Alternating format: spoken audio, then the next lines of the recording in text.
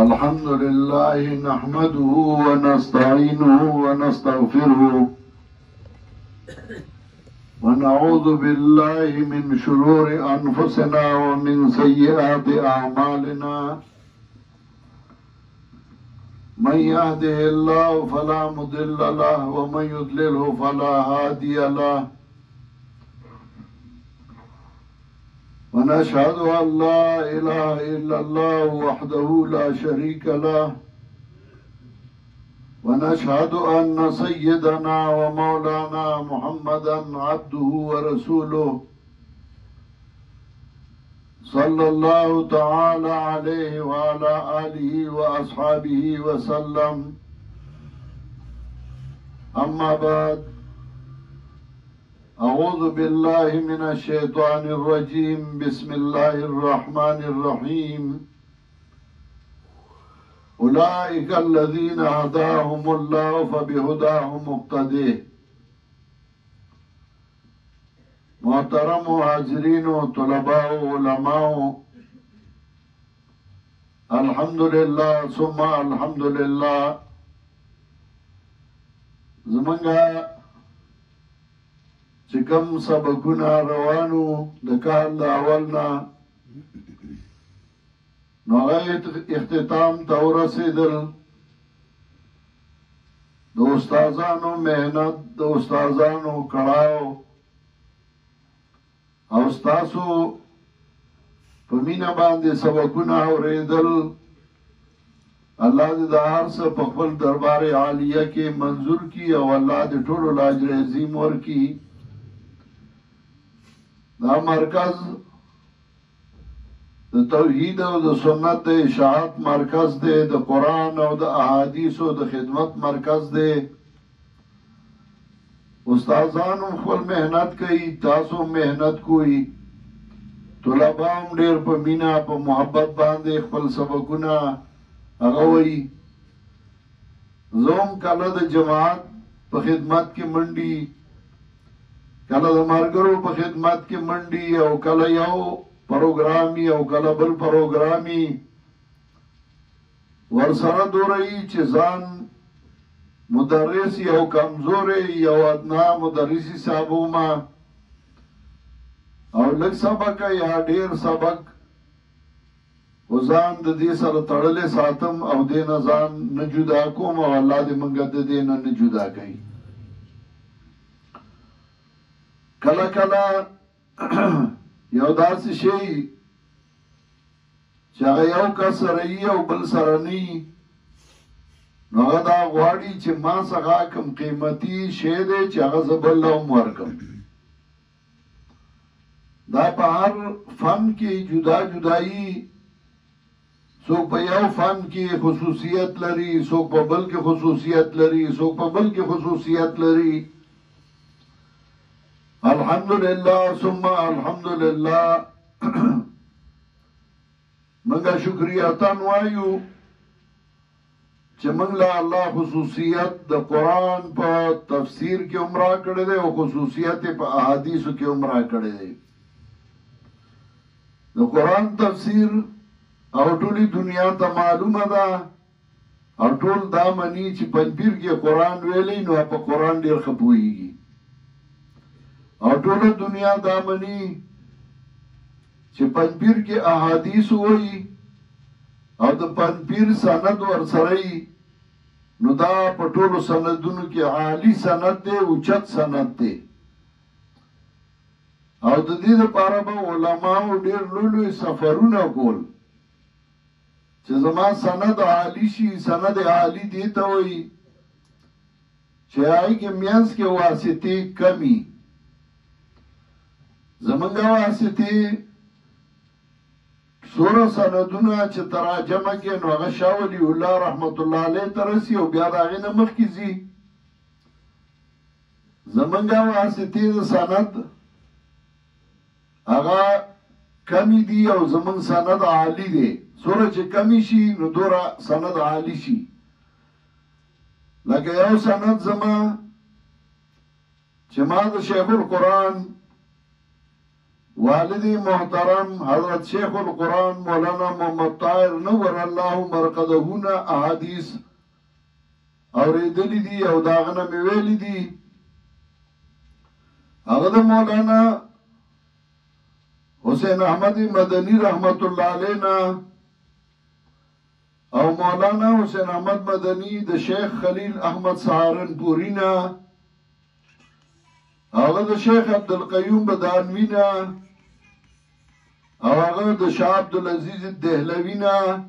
او هغه د شاه ولی الله رحمت الله علینا. دا پینځه واسطې دي. د دې وجه زما سند هغه ډېر عالي دی او ډېر اوچت دی. داسې یو سند زما دی چې ما د شیخ القرآن مولانا محمد طاهر نور الله مرقده چې زما والد محترم او داغه نه ویلي دي. بیا هغه د مولانا حسین احمد مدنی رحمت الله علینا، هغه د علامه محمد مظهر نانوتوینا، هغه د امام شاه اسحاق الدهلوینا، هغه د شاه عبدالعزیز الدهلوینا، هغه د شاه ولی الله رحمت الله علینا. داسې نور سندونه دي چې پای کې زما سند ډېر عالي دی او ډېر اوچت دی. نو پنځپیر کې چې څوک حدیث وایي نو د هغه سند عالي شي. بیا پنځپیر سره نسبت هغه ځان له یو لوی مقام لري، یو لوی حیثیت لري. څنګه پخوا دیوبند هغه یو مقام لره، یو حیثیت لره، نو پنځپیر هم دغسې یو مقام او یو حیثیت لري. په آینده ادوارو کې، په آینده حالاتو کې دا یو ځان له یو مقام او یو حیثیت دی چې احیا د الله د دین په دې دور کې د پنځپیر نه شوې ده. چا توحید نه پیژنده، چا سنت نه پیژندل، او د پنځپیر نه د هغې احیا شوې ده. الحمدلله علی ذلک. حدیث نورو ځایونو کې هم خلک وایي، طالبان یې وایي، مولیان یې په زوره ایثار کي چې وړه دوره د ما سره وکړم لویه به همدلته کې او بل ځای به یې نه کې. خو سند عالي نه وي. سند عالي هغه پنځپیر کې دی. الحمدلله علی ذلک. درېیمه یو خبره چې هغه خصوصیت دی نو هغه دا دی چې نور خلک هغه مسلسلات پیش کوي، خو یو حدیث هغه حدیث مسلسل هغه ته را رسېدلی. الحمدلله ثم الحمدلله. ما ته چې کوم مسلسلات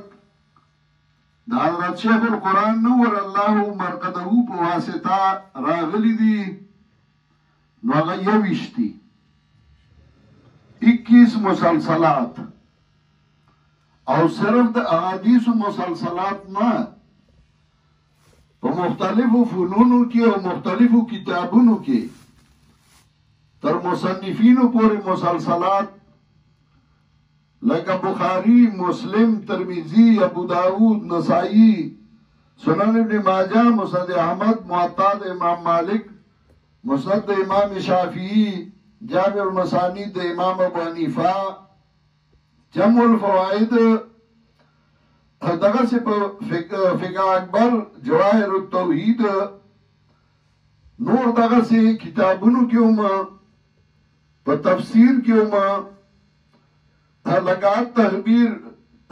فی علوم التفسیر، الاتقان فی علوم القرآن، دارنګې التسهیل، دارنګې تفسیر د امام بغوی، تفسیر د رازی، تفسیر بیضاوی، اصول فقه کې هم لکه مختصر د ابن حاجب، التحریر والتخبیر، دارنګې جمع الجوامع، فقه مالکیه کې مختصر خلیل ابن احمد اسحاق، فقه حنفیه کې مختصر القدوری، تنویر الابصار، فقه شافعیه کې کتب د امام نووي،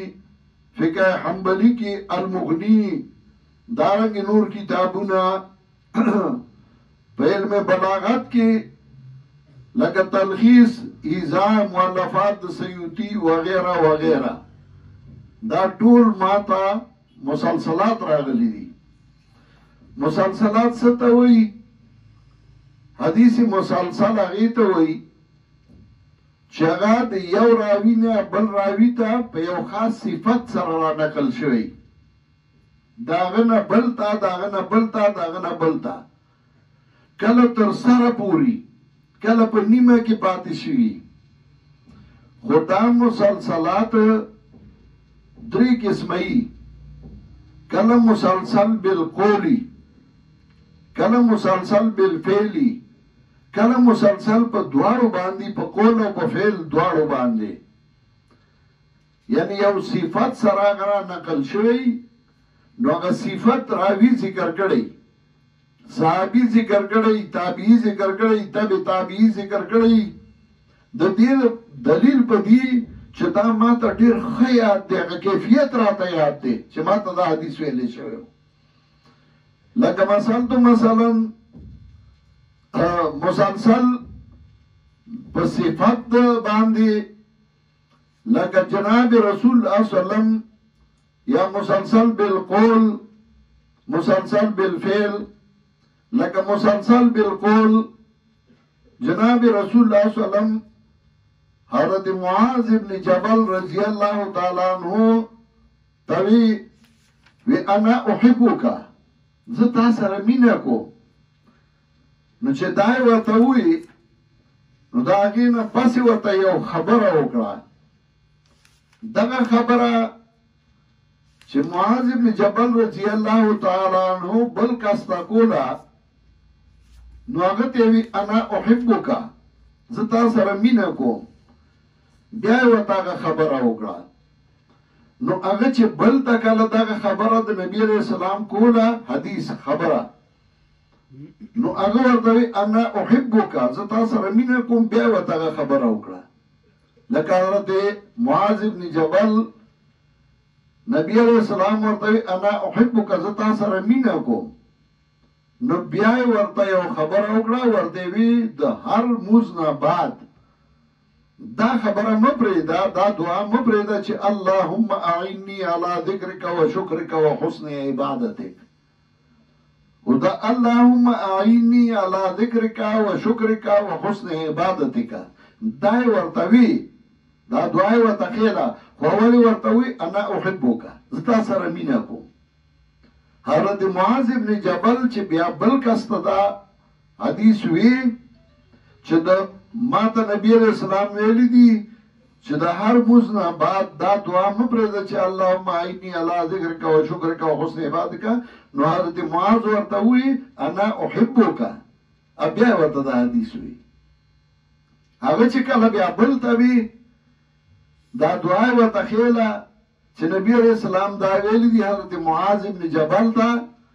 نو هغه ورته اول وی انا احبک، زه تا سره مینه کوم. بیا ورته دا وی. نو دغسې دا راتلل تر دې رالل چې شیخ القرآن الله دې پرې رحمتونه ولیږي، هغه ته شیخ عمر ابن حمدان وی انا احبک، زه تا سره مینه کوم. نو بیا ورته دا حدیث وی. نو دا انا احبک انا احبک انا احبک په دې باندې مسلسل بالقول شو. دغسې ابو هريره رضی الله تعالی عنہ نبی علیہ السلام ورته یو حدیث وی. نو چې نبی علیہ السلام ورته حدیث وی، نو اول د مټ نه ونیوه، د مټ نه ونیوه، نو بیا ورته حدیث الفاظ وی. نو هغه چې کله بل ته وی، نو هغه د مټ نه ونیوه، نو بیا ورته دا اخذ بیدی، اخذ بیدی، اخذ داسته د لاس نه ونیوه، نو بیا ورته حدیث وی. نو هغه بل د لاس نه ونیوه، نو ورته حدیث وی، نو بل د لاس نه ونیوه، ورته حدیث وی. دا هغه مسلسل بالفعل دی. یا لکه ګیره نبی علیہ السلام ورله ونیوله، صحابي له خبره ورته وکړه، هغه چې بل ته کوله، نو هغه له ګیره ونیوله، نو خبره ورته وکړه، نو هغه بل له ګیره ونیوله، خبره ورته وکړه. نو بالفعل دغسې راته او خبره ورسره کوله، دې ته وایي مسلسل. مسلسلات ورته ځکه وایي کړای دی یو بل سره تړلی شوي دي او راغلي دي دغسې د دې نه دې سره لږ هغه مضبوطوالی راشي ټرانسفارمر نه تار راغلی میټر ته خو د ټرانسفارمر نه تار راغلی میټر ته لګېدلی د میټر نه تار راغلی مخکې لګېدلی مین سویچ ته د مین سویچ نه بیا تارونه خواره شوي و دې میانځ کې که تار کټ شي نو بجلي نه دغسې بلوټوت نن سبا تاسو استعمالوي نو بلوټوت هم دغسې دا هغه تار تړلی شوی دی دا کټ کېږي نه نو هغه بجلي هغه تر اخره پورې راغلي شیخ القرآن الله دې په رحمتونه ولیکي د هغه مسلسلات په دوو طریقو تللي دي یو شیخ عمر بن حمدان المحرسي چې هغه مدینه منوره کې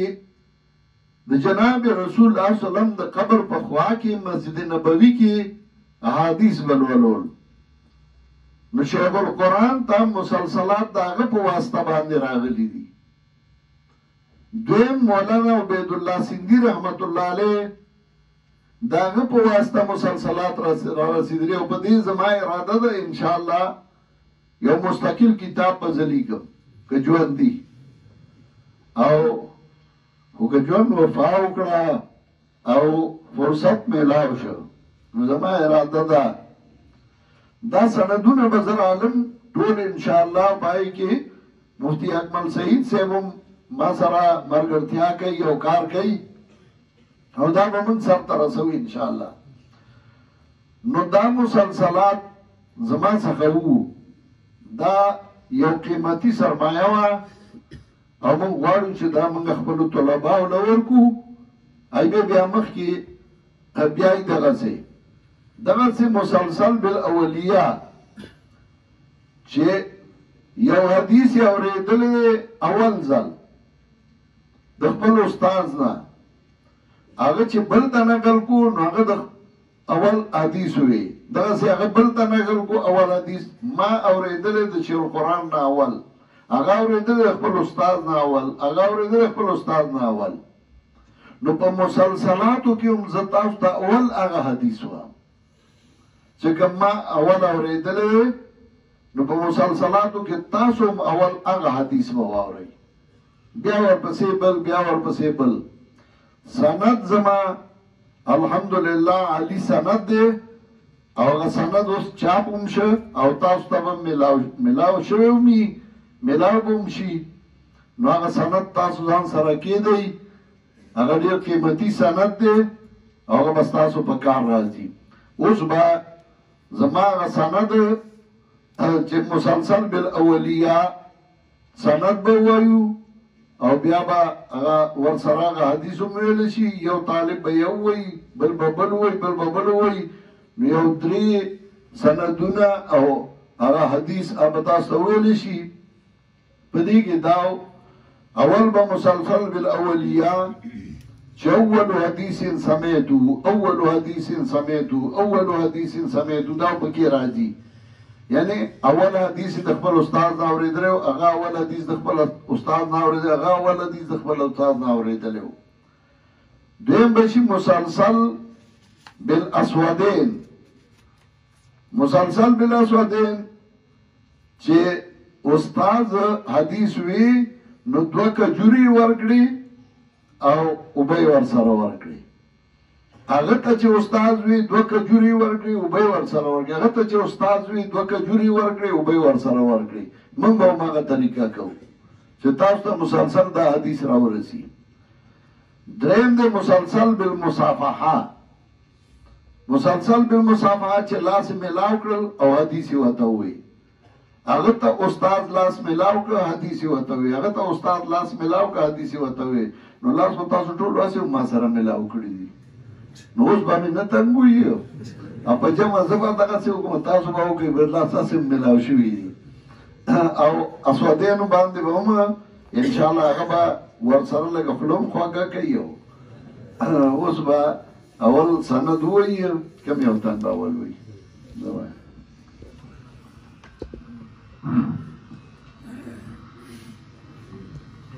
بسم الله الرحمن الرحيم. الحديث الأول المسلسل بالأولية. يقول العبد الفقير الراجي إلى عفو ربه القدير محمد طيب الطاهري الفنفيري قال حدثني وأجازني شيخي وأبي شيخ العرب والعجم مولانا محمد طاهر الفنفيري قال حدثني به محدث الحرمين الشريفين الشيخ العلامة عمر بن حمدان المحرسي وهو أول حديث سمعته منه في المدينة النبوية. قال حدثني به الإمام الحافظ السيد عبد الحي بن عبد الكبير الكناني الفاسي وهو أول حديث أروى به عنه عن أبي اليسر فالح بن محمد الظاهري المدني وهو أول حديث سمعته منه عن السيد محمد بن علي السنوسي الخطابي الشلفي وهو أول حديث سمعته منه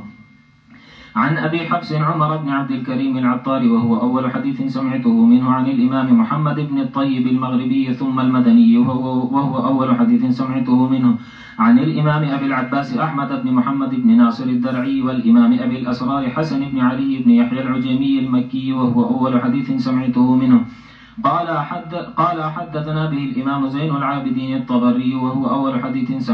سمعناه منه بالمقام من المسجد الحرام. قال حدثنا به والدنا الإمام محي الدين عبد القادر بن محمد وهو أول حديث سمعته منه. قال أخبرني جدي يحيى بن مكرم وهو أول حديث سمعته منه. قال أخبرني به جدي محمد المحب الطبري الأوسط وهو أول حديث سمعته منه. قال أخبرني به الإمام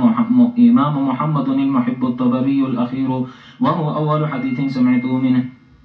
قال أخبرني به عبد الله بن أسعد اليافعي وهو أول حديث سمعته منه. قال أخبرني به إمام إبراهيم الرضي الطبري وهو أول حديث سمعته منه. قال أخبرني به الحافظ الكبير أحمد الطبري الأكبر وهو أول حديث سمعته منه عن عمه الإمام أبي الحسن علي بن أبي بكر الطبري وهو أول حديث سمعته منه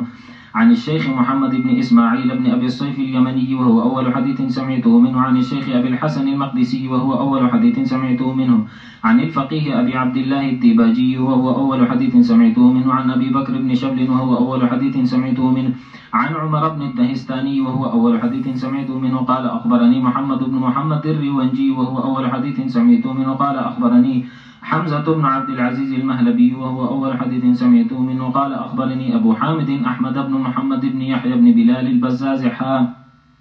وبه إلى أبي حفص عمر بن عبد الكريم العطار عن السيد أبي الحسن علي الونائي وهو أول حديث سمعته منه عن البرهان إبراهيم النمرسي وهو أول حديث سمعته منه عن عيد بن علي النمرسي وهو أول حديث سمعته منه عن عبد الله بن سالم البصري وهو أول حديث سمعته منه عن الشمس محمد بن علاء الدين البابلي وهو أول حديث سمعته منه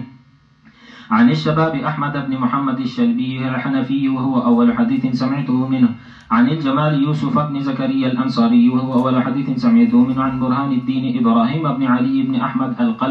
القلقشندي وهو أول حديث سمعته منه عن الشهاب أحمد بن أبي بكر المقدسي وهو أول حديث سمعته منه عن الصدر أبي الفتح الميدومي وهو أول حديث سمعته منه عن أبي الفرج عبد اللطيف بن عبد المنعم بن علي الحراني وهو أول حديث سمعته منه عن أبي الفرج عبد الرحمن بن علي بن محمد بن الجوزي وهو أول حديث سمعته منه عن أبي سعيد إسماعيل بن أحمد بن عبد الملك النسابوري وهو أول حديث سمعته منه عن أبي صالح أحمد بن عبد الملك المؤذن وهو أول حديث سمعته منه عن أبي طاهر محمد بن محمش الزيادي وهو أول حديث سمعته منه عن أبي حامد أحمد بن محمد بن يحيى البزاز وهو أول حديث سمعته منه وقال شيخنا محدث الحرمين الشريفين الشيخ العلامة عمر بن حمدان المحرسي قال حدثني عاليا عن العلامة المسند المعمر السيد محمد أبو النصر بن قادر الخطيب الدمشقي وهو أول حديث سمعته منه قال حدثنا به الوالد عبد القادر الخطيب الدمشقي وهو أول حديث سمعته منه قال خليل الخشة وهو أول حديث سمعته منه قال محمد خليل الكاملي وهو أول حديث سمعته منه قال حدثنا إسماعيل العجلوني وهو أول حديث سمعته منه قال حدثنا الشيخ أحمد الدمياطي المعروف بابن عبد العاني وهو أول حديث سمعته منه قال حدثنا به المعمر محمد بن عبد العزيز المنوفي وهو أول حديث سمعته منه قال حدثنا به الشيخ المعمر أبو الخير بن عموس الرشيدي وهو أول حديث سمعته منه قال حدثنا به الشيخ الإسلام زكريا الأنصاري وهو أول حديث سمعته منه قال حدثنا به خاتمة الحفاظ أحمد بن علي بن حجر العسقلاني وهو أول حديث سمعت منه قال أخبرنا به الحافظ زين الدين عبد الرحيم العراقي وهو أول حديث سمعت منه قال حدثنا به الصدر محمد بن محمد الميدوني وهو أول حديث سمعت منه قال حدثنا به النجيب أبو الفرج عبد اللطيف الحراني وهو أول حديث سمعت منه قال أخبرنا به الحافظ عبد الرحمن بن علي الجوزي وهو أول حديث سمعته منه قال حدثنا أبو سعيد إسماعيل بن أبي صالح النسابوري وهو أول حديث سمعته منه قال حدثنا والدي أبو صالح النسابوري وهو أول حديث سمعته منه قال حدثنا أبو طاهر محمد بن محمد بن محبش الزيادي وهو أول حديث سمعته منه قال حدثنا أبو حامد أحمد بن محمد بن يحيى البزار عن عبد الرحمن بن بشر بن الحكم العبدي وهو أول حديث سمعته منه عن سفيان بن عيينة وهو أول حديث سمعته منه وإليه ينتهي التسلسل بالأولية عن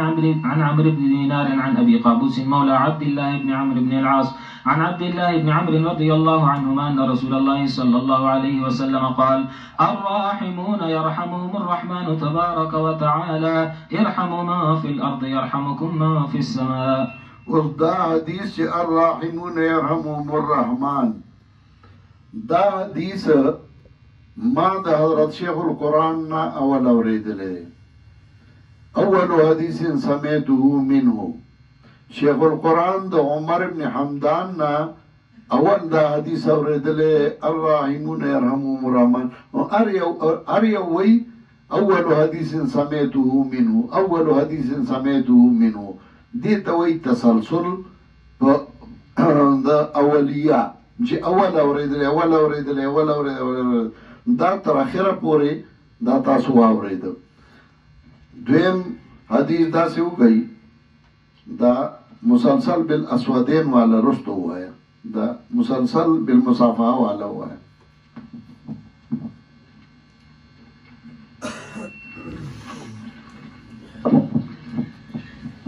ودا ګوره دې کې به وایي چې مصافحه وکړه او ماته د حدیث مصافحه وکړه صافحاني اره وبوي. بسم الله الرحمن الرحيم. المسلسل بالمسافات يقول عبد الفقير الراجع إلى في ربه القدير محمد الطيب الطاهر الفنجري قال حدثني وأجازني شيخ وأبي شيخ العرب والعجم مولانا محمد طاهر الفنجري قال حدثني وسافعني محدث الحرمين الشريفين شيخي الشيخ العلامة عمر بن حمدان المحرسية وقال سافحني الإمام السيد علي بن زاهر الوتري المدني وهو سافح عبد الغني بن أبي سعيد الدهلوي وهو سافح الشيخ محمد عابد السندية وهو سافح صالح بن الفلاني العمرية وهو سافح الشيخ محمد بن سنة الفلاني وهو سافح المولاي الشريفة محمد بن عبد الله الواولاتية وهو سافح الإمام الرحلة أبا سالم العاشية وهو سافح الشهاب الخفاجية وهو سافح إبراهيم العقمية وهو سافح أخاه الشمس العقمية والسيد يوسف الأرميونية وهما سافح الجلال السيدية وهو كمال الدين وهو ابن الجرزي وهو يوسف السرمرية وهو محمد بن العلي البغدادية وهو عبد الصمد بن أبي الجيش وهو أبا محمد يوسف بن عبد الرحمن وهو أباه عبد الرحمن بن الجوزية وهو الحافظ محمد بن ناصر وهو أبا الغنائم الفهراسية وهو محمد بن العلي العلوية وهو أبا الفضل محمد بن جعفر الخزاعية وهو أبا العباس أحمد بن سعيد المطوعية وهو أبا غانم محمد بن زكريا وهو محمد بن كامل وهو أبان العطار وهو ثابت البناني وهو أنس بن مالك قال سافحت رسول الله صلى الله عليه وسلم فلم أر خزا ولا قرا كان ألين من كف رسول الله صلى الله عليه وسلم وفي رواية خزا ولا حريرا حاو به قال إلى ابن الجوزي وګوره دلته حضرت انس ابن مالک رضی الله تعالی عنہ وایي ما نبی علیہ السلام سره مصافحه وکړه او ما داسې بخمل او ریخم نرم نو لیدلی یعنی د مینې لاسو د مینې لاس نرمي ما داسې د مینې لاس نو لیدلی چې هغه بخمل او ریخم مې نو لیدلی چې هغه ډېر پاستو د لاسو د رسول الله صلی الله علیه وسلم مطلب دا نه چې نبی علیہ السلام لاس پاستل نبی علیہ السلام د کار سړی و کلک سړی و دا پاسته مطلب دا د مینې لاسو د مینې لاس سړي داسې پوس ښکاري نو د نبی علیہ السلام لاس په شانتې ما بخمل او ریخم نه لیدلی ما سره نبی علیہ السلام لاس میلاو کړل حضرت انس بل سره لاس میلاو کړل بل سره دا حدیث ورته وی دغسې مخکې وبه إلى ابن الجزي رحمه الله تعالى وهو سافر أبا هريرة بن الزهبي وأبا العباس البارية وهو الزياء أبا عبد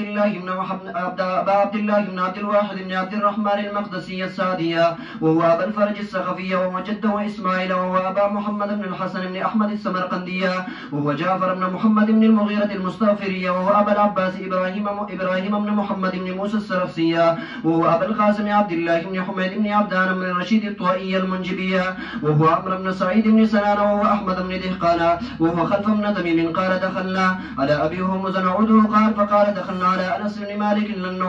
له نعوده فقال صافحت بكف هذا كف رسول الله صلى الله عليه وسلم فما مسست حزا ولا حريرا ألين من كف رسول الله صلى الله عليه وسلم فقال أبو هرمز فقلنا لأنس له صافحنا بالكف الذي صافحت بها رسول الله صلى الله عليه وسلم فصافحنا وقال السلام عليكم قال خلف بن تميم فقلنا لأبي هرمز صافحنا بالكف التي صافحت بها أنس فصافحنا السلام عليكم وهكذا قال كل من الرواة لشيخه صافحني بالكف الذي صافحت بها شيخك داريا فيصافحه شيخه ويقول عند المصافحة السلام عليكم.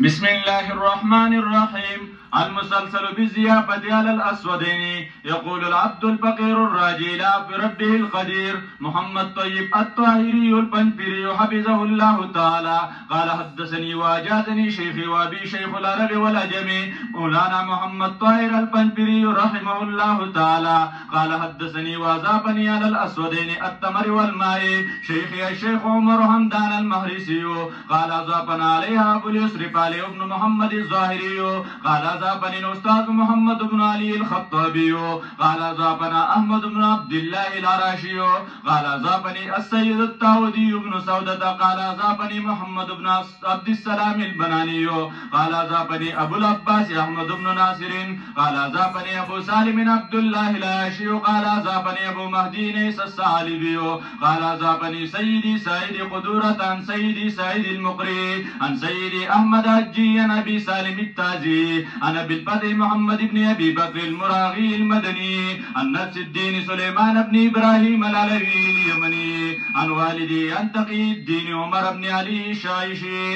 عن القاضي فخر الدين الطبري عن فخر الدين محمد بن إبراهيم الفارسي عن الحافظ أبي العلاء الحسن بن علي الهمداني عن أبي بكر بن الفرج المعروف بابن أخت الطويل عن أبي جعفر محمد بن الحسين بن محمد الصوفي عن علي بن الحسن الواعج عن أبي شيبة أحمد بن أحمد بن إبراهيم الطائي المخزومي عن جعفر بن محمد بن عاصم الدمشقي عن محمد بن إيهاب عن عبد الله بن ميمون القداحي عن جعفر بن محمد بن سابق عن أبي محمد بن محمد الباقري عن أبي زين العابدين علي بن الحسين عن أبي الحسين الشهيد قال زابني أبي الإمام علي بن أبي طالب له على الأسودين التمر والماء وهكذا السلسلة من أوله إلى آخره كل يقول أذابني فلان على الأسودين التمر والماء قال علي كرم الله وجهه أذابني رسول الله صلى الله عليه وسلم على الأسودين التمر والماء وقال من أذاب مؤمنا فكأنما أذاب آدم ومن أذاب مؤمنين فكأنما أذاب آدم وحواء ومن أذاب ثلاثة فكأنما أذاب جبريل وميكائيل وإسرافيل ومن أذاب أربعة فكأنما قرأ التوراة والإنجيل والزبور والفرقان ومن أذاب خمسة فكأنما صلى الصلوات الخمس في جماعة من أول يوم خلق الله الخلق إلى يوم القيامة ومن أذاب ستة فكأنما اعتق 60 رقبة من ولد إسماعيل عليه السلام ومن أذاب سبعة أغلقت عنه 7 أبواب جهنم ومن أذاب ثمانية فتحت له 8 أبواب الجنة ومن أذاب 9 كتب الله حسنات بعدد من أصاب من أول يوم خلق الله الخلق إلى يوم القيامة ومن أذاب 10 كتب الله له أجر من صلى وصام وحج واتمر إلى يوم القيامة. ورده کې دا ضروري هم نه ده چې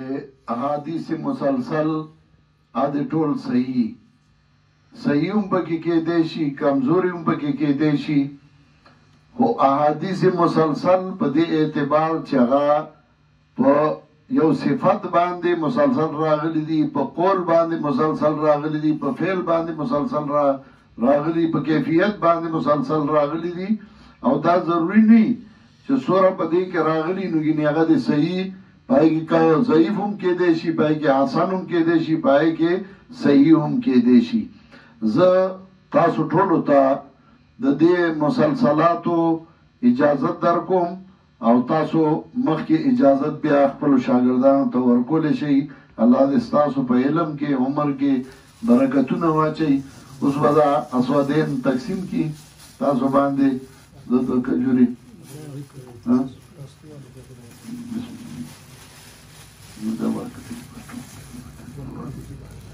ورکړي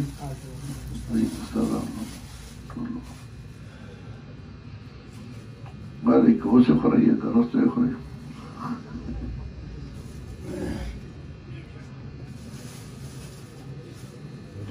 ټول ته اجازه ده.